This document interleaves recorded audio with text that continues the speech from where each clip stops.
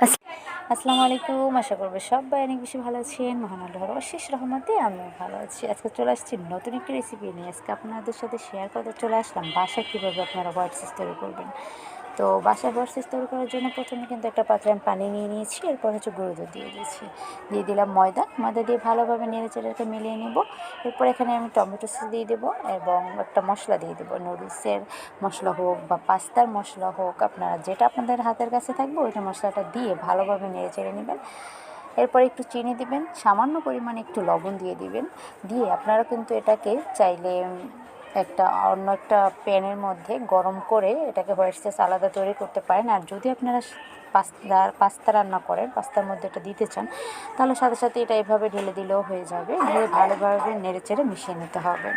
তো আপনারা চাইলে এটাকে আলাদা একটা প্যানে গরম করে ভালোভাবে নাড়তে থাকবেন, দেখবেন একটা হোয়াইট সস তৈরি হয়ে যাবে। তো এটা কিন্তু খুবই মজার একটা সস। এটা চাইলে আপনি পাস্তার সাথে বা অন্য কিছুর সাথে খেতে পারবেন।